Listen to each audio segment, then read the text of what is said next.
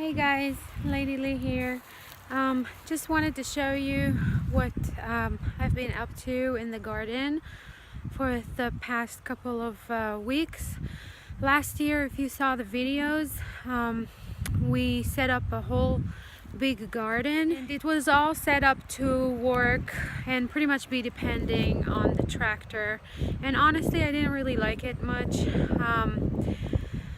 The tractor was often busy doing something else. My husband is doing some gravel work with it, and I always needed it for the farm, but then it wasn't available, or we had to, you know,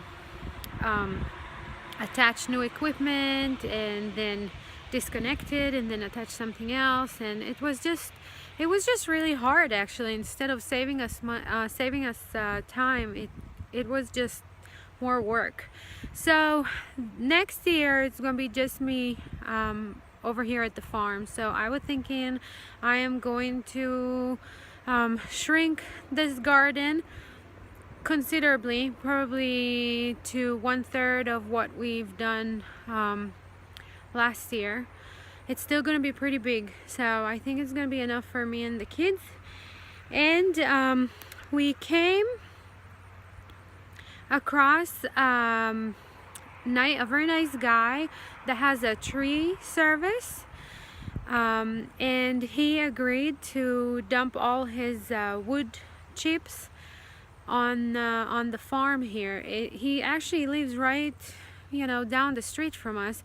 We've been looking for somebody to do that, and just a tree service to give us their wood chips for a while, and couldn't come up with anything. And then we just let it rest for a little bit, and we just had a conversation with our very nice neighbor, and she said, oh yeah, my stepson is cutting trees for a living, and we became friends, and we did a few jobs for them with the truck, and now they are emptying their trucks over here at the farm.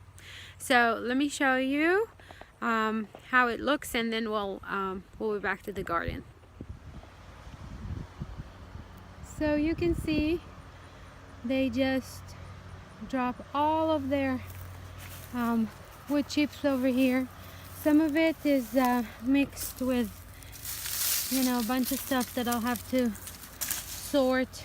Some of it has pine needles, so I have to make sure my soil is not becoming too acidic.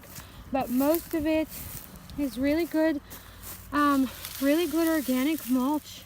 Nothing that is sprayed with anything. It's just trees that people call them to cut. It's actually not the trees, it's all kind of branches and stuff that fall, I guess, or that they cut. And then what they do with all the logs, they just lift on a truck and haul away. But with all the little branches and leaves and all that, they just shred all this up. So there's a lot of leaves here, and this is so good for mulch in the garden. So they come here every couple of weeks and just dump a big pile like this one. We've put many tractor buckets on the garden, and there's still so much here to use. On one hand, sometimes I'm thinking that I don't want to be depending on them, but on the other hand, I'm thinking if I have it now, I just better go ahead and use it, because it saves so much time on weeding. So here is the area that I'm gonna be gardening next year. We went all the way to the other side. You can see the tomato trellis, and then there were a couple, well, maybe 5 or 6 more rows after that. So we did almost all of this last year, and it was a whole lot of work, but my husband was here to work with me, and next year he's not going to be here to work with me. So that's going to be, I think, all that I'll be able to handle.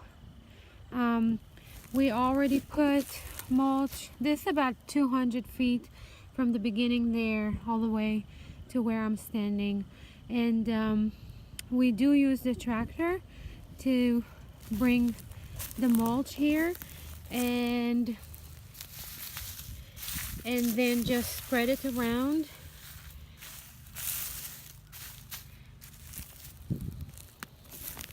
I already have the irrigation lines. You see how it was set up last year with like a little raised row that the tractor was able to work. But next year I think that I'm gonna break, before I put the mulch, I'll break those rows to be a little bit wider, and then I'll cover everything with mulch, and I'll add a second irrigation. So I'll move this one a little bit over and then add a second irrigation line over here, and each one of those long rows will become like a long bed that I'll be able to plant in. I'll go all the way to this bed. You can see my strawberries there.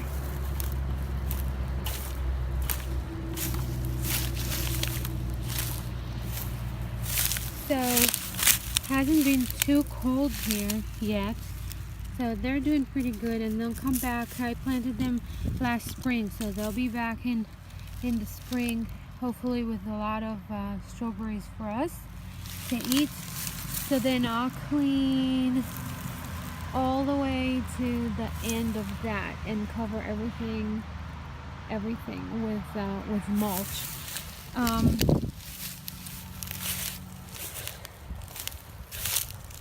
Yeah, so I hope it will be good. You can see that everything that was here, I kind of been learning a lot about permaculture lately, and instead of throwing everything away, I'm just leaving. That was corn that we grew here this summer. So I'm just leaving everything just as it is, all the weeds and everything. I'm just leaving everything as it is and covering it with the mulch, and it will just decompose, and it's great organic matter. There's no reason to take it away from the garden. And this stuff, it will take maybe a couple of years, but it will improve the soil a lot, and it will, save a lot of water. Because we won't need to water as much as we did before. The mulch keeps the soil pretty moist and improves the organism life in it, and it's really good.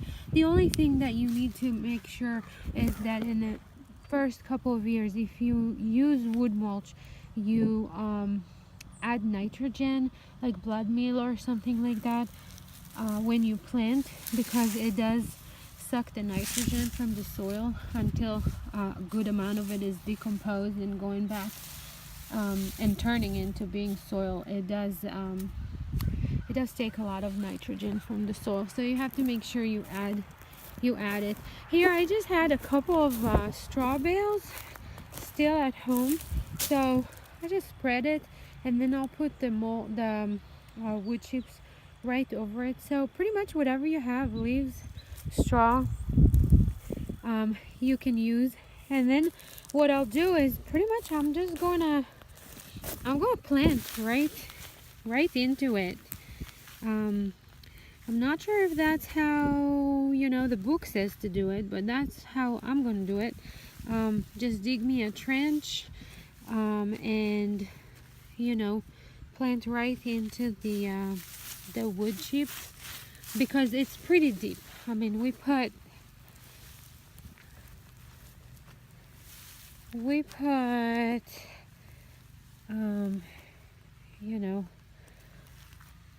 maybe it takes some digging to get to the soil. We put maybe like 8 inches of mulch here, so it will be hard for me to plant in the soil, so I'm just gonna plant right in the mulch. You do have some weeds coming up, but it's so super easy to just pull them out. So you will still have a little bit of weeds, but so much less than what you would have without mulch. So it's really easy really easy to weed it. That's it. I'll keep working. I'm just bringing those piles with the bucket of the tractor and dumping them here, and then I will use a rake to spread them around.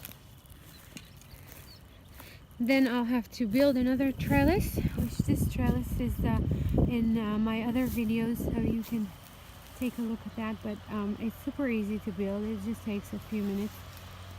This one is from last year, and there were cucumbers here. So this year I'll put peas here and maybe beans.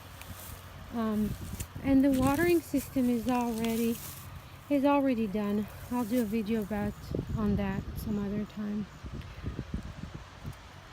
That's it. I hope that will work good. I mean, it's still a big area, so I can fit a lot of plants here.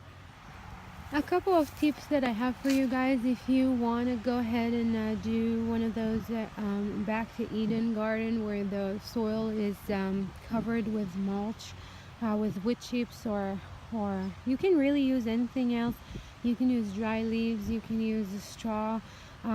So really try to look around and see if you can find a tree cutting service that will dump their wood chips on your land. And another good thing that I do is that I set up an alert on Craigslist for free straw or free hay, and then whenever somebody posts free or garden hay, there's a lot of hay growers in our area, and a lot of them have old bales at the end of the year, and they usually clean the barns out before they cut the next year's bales. So a lot of them will like to get rid of moldy bales or just old ones. And if you set up an alert in Craigslist, it will send you an email that something was posted with the keywords free hay or garden hay or free straw or something like that. And then a few hay bales or a few straw bales will cover a really nice area. This here is just from 2 bales, and it's I mean, I can always add more and make it thicker, but that's good. And straw decomposes really fast, and it makes your soil so good, and it keeps the moisture in and everything. So that's a tip. The only thing is, if you do use straw or hay, make sure you open the bales. Just spread the flakes. Cut the twine and spread it a little bit and leave it in the elements for 2 or 3 weeks before you put it in your garden. You want rain to come down on it and the sun to shine on it.